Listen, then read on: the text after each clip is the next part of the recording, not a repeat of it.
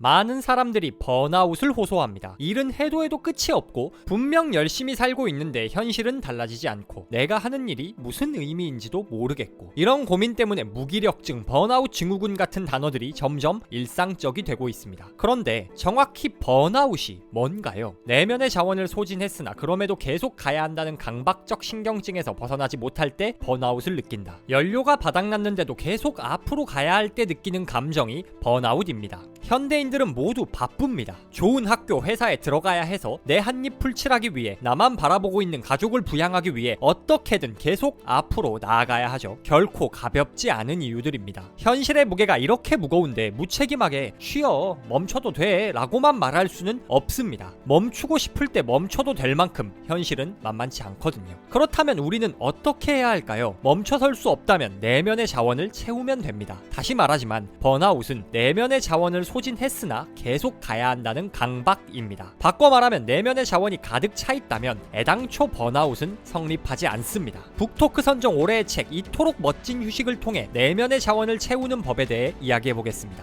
그럼 32인의 창의성 대가에게 배우는 10가지 워라벨의 지혜, 이토록 멋진 휴식 시작합니다. 내면의 자원을 채우기 위해 우리에게 필요한 건 타임 오프입니다. 영어 사전에 타임 오프를 치면 활동의 일시적 중단, 휴식이라 나옵니다. 쉽게 말해 쉬라는 겁니다. 그런데 그냥 휴식을 취하세요 라고만 말하는 책이면 제가 올해의 책으로 선정할 리 없겠죠. 책에선 이렇게 말합니다. 타임 오프란 본질적으로 자신의 시간을 의식하는 것이다. 시간을 의식적으로 사용하고 삶의 분명한 경계를 세우는 일로 이해할 수 있다. 타임 오프는 마냥 쉬라는 말이 아닙니다. 내가 내 시간의 주인이 되어 일도 휴식도 의식적으로 제대로 하라는 의미입니다. 우리가 무기력 번아웃을 느끼는 이유는 단순히 바빠서가 아닙니다. 내가 내 인생을 통제할 수 없고 다람쥐 쳇바퀴 돌듯 반복되는 일상이 싫어서입니다. 의식적으로 내 시간을 통제할 때 내면의 자원을 채워 번아웃을 극복할 수 있습니다. 그렇다면 구체적으로 어떻게 해야 타임 오프를 가질 수 있을까요? 책에서 소개하는 타임 오프의 비밀을 몇 가지 키워드를 통해 알아보겠습니다.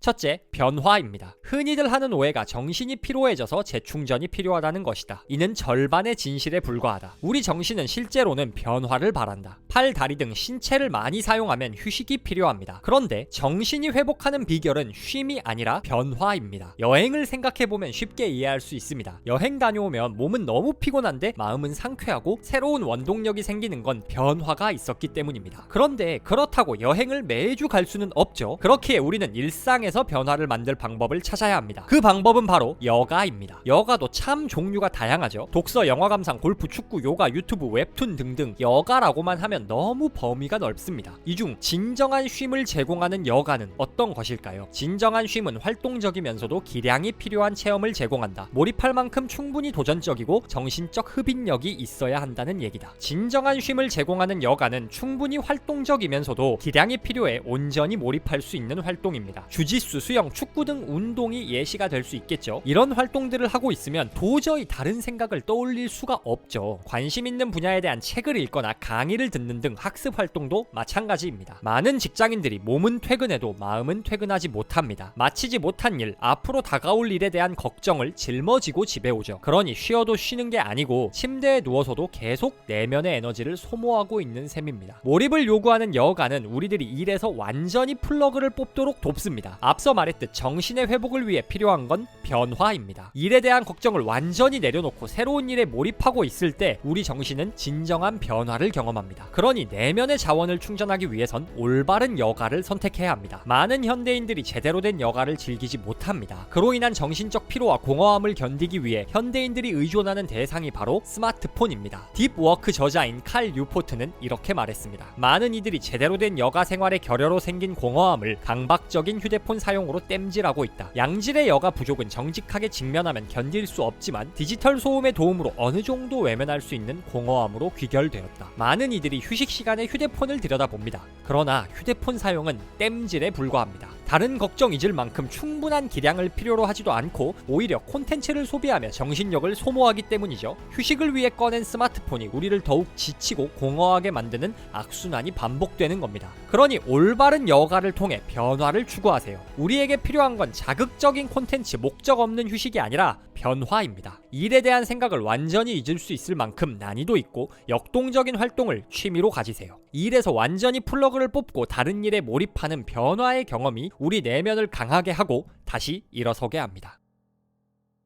둘째, 본질입니다. 앞서 변화를 위해선 올바른 여가를 가져야 한다는 말씀을 드렸습니다. 그런데 이런 고민을 가지고 계신 분 있을 겁니다. 아니, 여가 생활할 시간이 없다고. 그렇죠. 바로 그게 문제입니다. 우리는 모두 바쁘고 시간이 부족합니다. 그런데 왜 시간이 부족할까요? 정말 중요한 일에만 하루 종일 집중하느라 시간이 부족할까요? 아닐 겁니다. 일하다 중간중간 딴짓도 많이 하고 무엇보다 정말 중요한 일 말고 자질구레하고 사소한 일들이 자꾸 끼어들어 점점 더 바빠집니다. 그런 우리에게 저자들은 이렇게 말합니다. 본질적인 것을 행하라. 더 적게 행하되 제대로 행하라. 우리가 행하거나 말하는 것은 대부분 본질적이지 않기 때문이다. 비본질적인 것을 제거하면 더 큰 평정심이 임할 것이다. 매 순간마다 필요한 일인지 자문하라. 사실 우리가 하는 많은 일 중에 성과를 좌우하는 정말 중요한 일은 그렇게 많지 않습니다. 성과는 안 나는데 손은 많이 가고 사소한 일 처리하느라 대부분 시간을 다 쓰죠. 타임 오프를 위한 시간을 확보하기 위해선 정말 중요한 일을 제외하고 다른 일들은 제거해야 합니다. 영업사원이라면 구매 의사가 있는 고객을 단 한 명이라도 더 만나는 게 가장 중요한 일입니다. 반면 구매 의사 없는 고객을 설득하는 일은 시간도 오래 걸리지만 성과도 안 나는 일이죠. 비상식적 성공 법칙 영상에서 말했듯 구매 의사 없는 고객은 빠르게 거절하고 다른 고객을 찾는 게 합리적입니다. 유튜버인 제게는 책을 읽고 콘텐츠를 짜는 게 가장 중요한 일입니다. 제가 트렌드 파악한다고 하루 종일 다른 유튜버 영상만 보고 있으면 덜 중요한 일 때문에 정말 중요한 일을 못하는 셈이죠. 덜 중요한 일을 제거해야 합니다. 세상은 우리에게 계속 더 많은 일을 하라 요구합니다. 그러나 더 큰 성취를 이루고 내면의 자원을 채우기 위해선 더하기가 아니라 빼기가 필요합니다. 세상이 우리를 더하기 하라고 밀어붙이는 이유는 그것이 세상에 이롭기 때문입니다. 그러나 비밀은 빼기에 집중하는 데 있어요. 우리는 더하기 마인드가 뼛속 깊이 박혀 있어 다른 무언가가 더 필요하다고 생각하기 쉽죠. 무얼 뺄까 하는 시선을 갖기가 쉽지 않아요. 사람들은 많은 일을 하면 일을 잘한다고 생각합니다. 그게 아닙니다. 덜 중요한 일을 빼고 더 중요한 일에 집중하면 성과를 내는데 그렇게 많은 시간이 필요하지 않습니다. 역사의 흔적을 남긴 위대한 이들이 그를 증명합니다. 찰스 다윈은 하루 3번 한 번에 90분씩만 일했습니다. 4시간 반이죠. 앙리 푸엥칼에는 오전 10시부터 정오까지 1차 작업, 5시부터 7시까지 2차 작업, 총 4시간만 일했습니다. 나는 4시간만 일한다는 책 제목이 말하듯 덜 중요한 일을 쳐내고 본질에 집중하면 4시간만으로도 큰 성과를 낼 수 있습니다. 이 내용을 오해하고 4시간에만 꽂히면 안 됩니다. 요점은 시간을 큰 덩어리로 나눠 온전히 집중할 수 있는 시간과 온전히 쉬는 시간을 구분하라는 겁니다. 한 번에 2시간이든 3시간이든 정말 중요한 일에 집중하면 일 저일 10분 20분씩 하면서 12시간 앉아있는 것보다 훨씬 많은 일을 해낼 수 있습니다. 그렇게 확보한 시간을 올바른 여가에 활용하면 내면의 에너지를 채우는 타임 오프를 제대로 누릴 수 있습니다. 본질에 집중하세요. 성과를 결정하는 본질적인 일과 그렇지 않은 일을 구분하세요. 그리고 중요하지 않은 일은 위임하고 자동화하고 거절하세요. 전에 초생산성 영상에 중요하지 않은 일을 걸러내는 구체적인 방법을 소개했습니다. 이런 방법들을 통해 타임 오프를 위한 시간을 확보하세요. 의식적으로 중요한 일에 집중하고 일을 소중히 여기는 만큼 여가 시간을 소중히 여기고 시간을 확보하세요. 본질에 집중해야 타임 오프를 누릴 시간이 생깁니다.